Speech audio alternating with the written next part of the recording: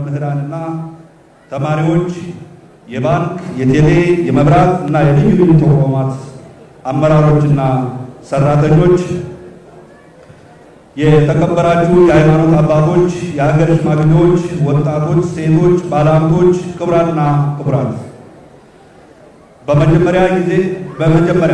ለመጀመሪያ ጊዜ አባይ ለወጣበት ማዕፀን ለኢትዮጵያ ጥቅም እንዲሰጥ ያደረገው ትውልድ አካል ሆነን በራሳችን አቅም ህዳሴ ግድብን ገንብተን ለምረቃ አብቅተን በጋራ ተሰባስበን የደስታ ሰልፍ ለማሰማት የወጣችሁ መላ የከተማችን ነዋሪዎች እንኳን ለዚህ ታሪካዊ ቀን አደረሳችሁ እንኳን ደስ ያላችሁ ለማለት እወዳለሁ።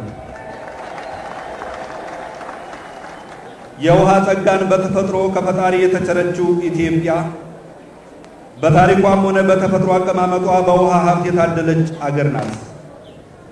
ከውስጧ ወይም ከማህፀኗ የአባይ ወንዝ ከጣና እንደ መነጭ ተደርጎ ፈጥሮላታል። በቀይ ባህር የተከበበው ዳሯ ወይም ዙሪያዋ ደግሞ የአዶሊስ የዘይላ የታጁራ የምጽዋና የአሰብ ወደቦች እንደ እናት ልጅ እንዲከቧት አድርጎ ፈጥሮላታል።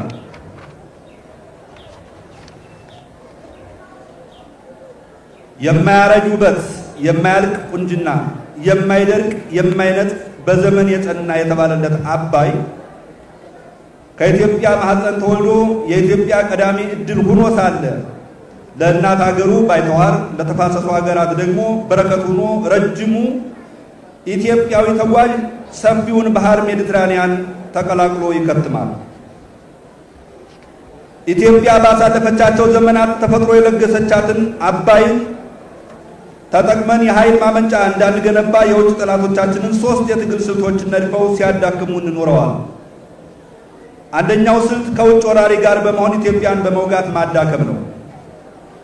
ሁለተኛው ስልት የውስጥ ባንዳዎችን በመጠቀም የእርስ በርስ ጦርነት በማስነሳት መንግስታዊ ስርዓቱን በማዳከም በእርዳታ የምትኖር ደካማ ሀገር ማድረግ ነው።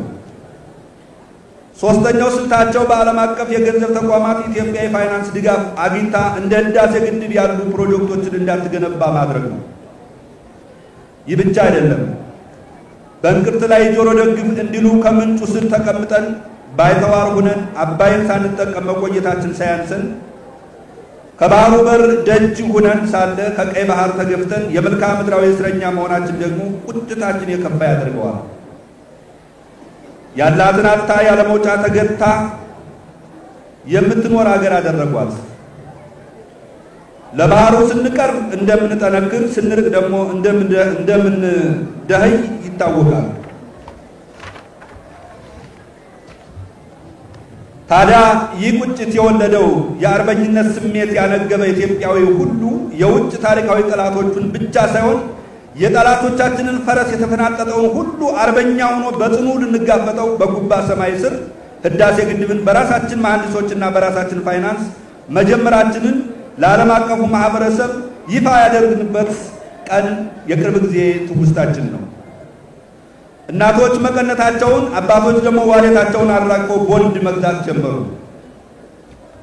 በአጠቃላይ ተፈጥሮ የለገሰችን ሰዎች ሊነፍጉን አይገባም የሚል ያመረረ ትውልድ ተፈጠረ። ፈጣሪም ፈቅዶልን እነሱ በኤክስ አብዮት ሲናጡ እኛ ደግሞ በግድብ አብዮት በጋራ ወደ ከፍታ ማማ መጓዝ ጀመርን። ከተፋሰሱ ሀገራት ጋር እኩል አብረን እንደግ በሚል መርሃ ግብር ተጠቃሚነትን አክብረን አብረን ለመጠቀም በሚያስችል መልኩ ግድቡን ለመገንባት ከጫፍ እስከ ጫፍ ተነሳን።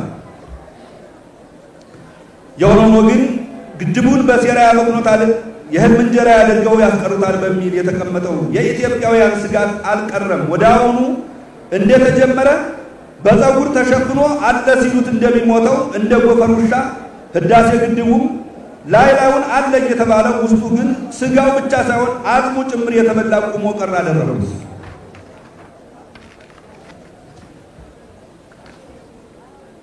ግድቡ ቁሞ መቅረቱ ብቻ አይደለም።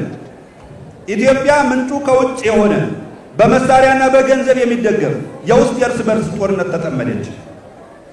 የውጭ ታሪካዊ ጠላቶቻችን ባዘጋጁት የሴራ ፈረስ የተፈናጠጠው ወያኔ የዚህ የውስጥ የእርስ በርስ ጦርነት ዋና አስተባባሪ ሲሆን ሴራው ገብቶት ይሁን ሳይገባው በየጫካው ጠመንጃ አንጋጭ ተፈጠረ።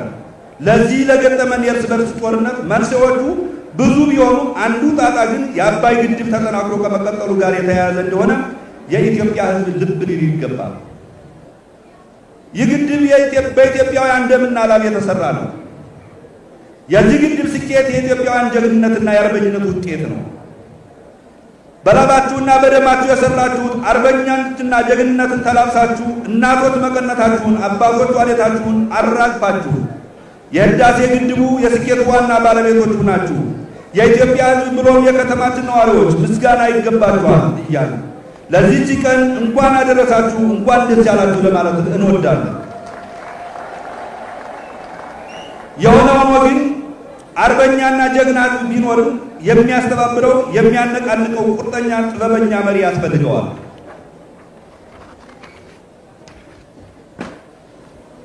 ጀግና ከጦር ሜዳ ይወለዳል እንዲሉ ኢትዮጵያ የእርስ በርስ ጦርነት በገጠማት ወቅት ይህን ሁሉ ፈተና ተቋቁመው ሕዝብ በላሙና በደሙ የጀመረውን አባይን ከወደቀበት አንስተው ትቢያውን አራግፈው አመራራቸውን አስተባብረው በጸጥታው ምክር ቤት የገጠመንን ፈተና ሁሉ በዲፕሎማሲ የበላይነት በድል ተወጥተው ጥቁር ሕዝቦች ዛሬም እንደ ትናንቱ ዳግማዊ አድዋን በህዳሴ ግድብ መድገም እንደሚችሉ አሳይተው የኢትዮጵያ ሕዝብ የሰጣቸውን የመሪነት አደራ በብቃትና በቁርጠኝነት የተወጡትን ክቡር ጠቅላይ ሚኒስትር ዶክተር አብይ አህመድ ክብር ይገባቸዋልና ሁላችሁም እንድታመሰግኑ ይጠይቃሉ። ክቡር ጠቅላይ ሚኒስትር ዶክተር አብይ አህመድ መሪያችን በመሪነት ዘመኑ ያስቀመጡት ይህ የአባይ አሻራ ትውልድ እንደ አድዋ ጀግኖች ሲዘክረውት ይኖራል። የተከበረው ሕዝባችን እንዳውቅልን የምንፈልገው ነገር ቢኖር በብልጽግና እሳቤና ቅኝታችን መሰረት ዛሬን የምንኖረው ትናንት በፈጠርነው ስኬት ሳይሆን ነገን በሰነቅነው ዓላማ ነው። የትናንት ስኬት ለዛሬ እርሾ እንጂ ዛሬን ለመኖር አያስችለንም ብሎ ፓርቲያችን ያምናል። ስለሆነ ዓላማችን በህዳሴ ግድብ አይቆምም። ነገን የሰነቅነው የመልክዓ ምድራዊ እስረኛነትን በጥሶ መርከቦቻችንን ቀይ ባህር ላይ ነፃ እንቅስቃሴ ሲያደርጉ ማየት ነው። ነገን የሰነቅነው የኤሌክትሪክ ኃይላችንን ተጠቅመን የማዳበሪያ ፋብሪካ፣ የነዳጅ ማጣሪያ፣ የኒውክሌር ማበልጸጊያና ወዘተ ተገንብተው ማየት ነው።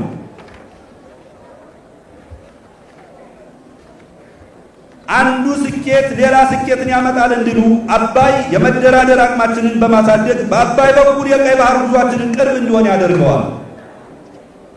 ውድ ወገኖቻችንን ያለምንም መሽኮርመም በግልጽ ልንነግራቸው የምንፈልገው አሁን ላይ የባንዳና የባዳ ጦርነት ገጥሞናል።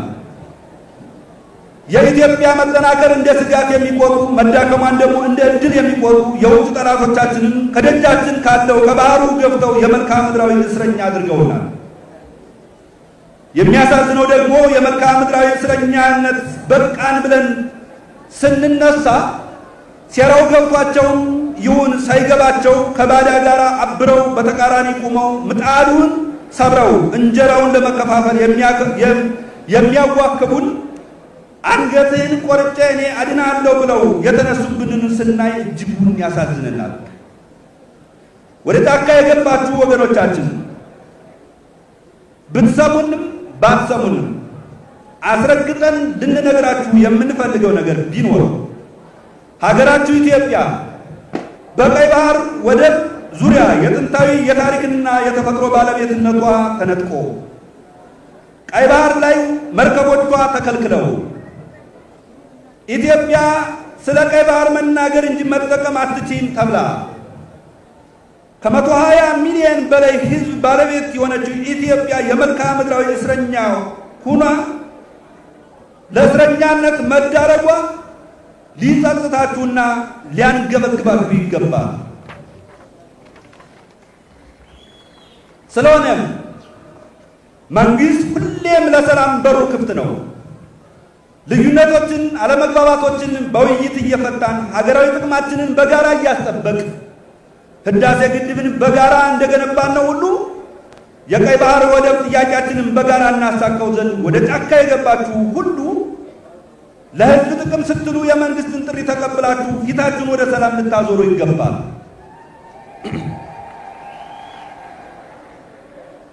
ህዝባችንም ዝምታውን ሰብሮ የመሃል ዳኛ ሆኖ የእርስ በርስ ጦርነት ቆሞ የውስጥ አንድነታችንን ተጠናክሮ ይቀጥል ዘንድ የቀይ ባህር ጉዟችንን ይፋጠን ዘንድ አይተኬ ሚናውን መወጣት አለበት። ውድ የመንግስት ሰራተኞች፣ የወረስናት ሀገር ለዘመናት የተከማቹና ያልተመለሱ የህዝብ ጥያቄዎች ያሉባት ሀገር መሆኗን ልትረዱ ይገባል። ከባህሩ ደጅ ተገፍታ ወደ ባናታ መኖሯ እንደሚቆጫችሁ እናስባለን። ህዝባችንን በአገልግሎት አሰጣጥ ከማማረር ወጥቶ ህዝብና መንግስት አንድነት ፈጥሮ የቀይ ባህር ጉዟችን ይሳካ ዘንድ ለመንግስትና ለህዝብ መቀራረብ የእናንተ ሚና አስተዋጽኦ ይወገዳል።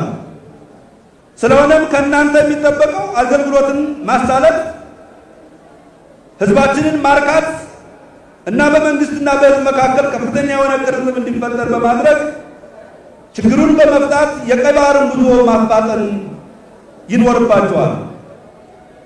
የተከበራችሁ ምሁራን አካላት፣ የሃይማኖት አባቶች፣ ባለሀብቶች፣ የሚዲያ አንቂዎች፣ በውጭ ሀገር የምትኖሩ ትውልደ ኢትዮጵያውያን ዲያስፖራዎች የኢትዮጵያ ህመሟም ሆነ መድኃኒቷ ከአባይና ከቀይ ባህር ጋር የተያያዘ መሆኑን ትረዳላችሁ ብለን እናምናለን።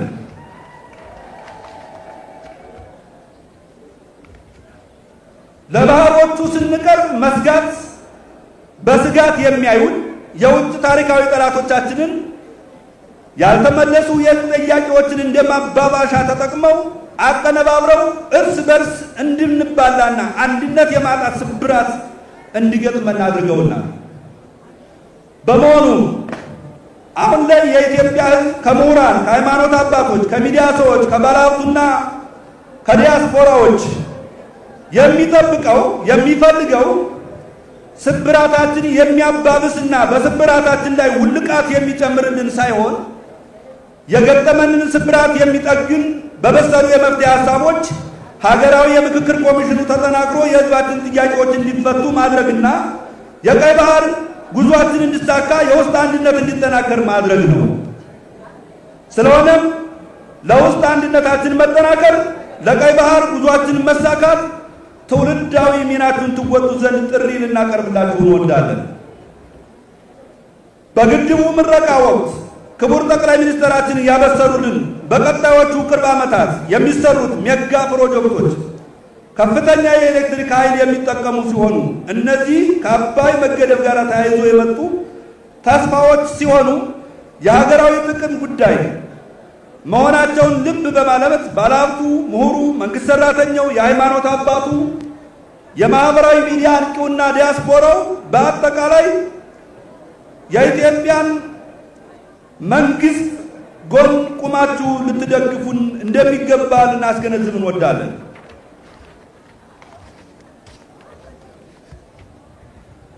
የአማራ ብሔራዊ ክልላዊ መንግስት በፈተና ውስጥ ሆኖ በምሁራን የላቀ ተሳትፎ ያዘጋጀው የ25 ዓመት አሻጋሪ ዕቅድና የዘላቂ ልማት ፍኖተ ካርታ የክልላችንን እምቅ ጸጋ ተጠቅመን ተወዳዳሪ የግዙፍ ኢኮኖሚ ባለቤት የሚያደርገልን ፍኖተ ካርታው ከዝግጅት ወደ ትግበራ ምዕራፍ በመሸጋገር ላይ ስለሆነ በፍጥነት ወደ ተሟላ ሰላም ተመልሰን የከፍታ ጉዟችንን እናስቀጥል ዘንድ ህዝባችንን በሰላምም ሆነ በልማቱ ለክልሉ መንግስት አቅም ሊሆን ይገባል።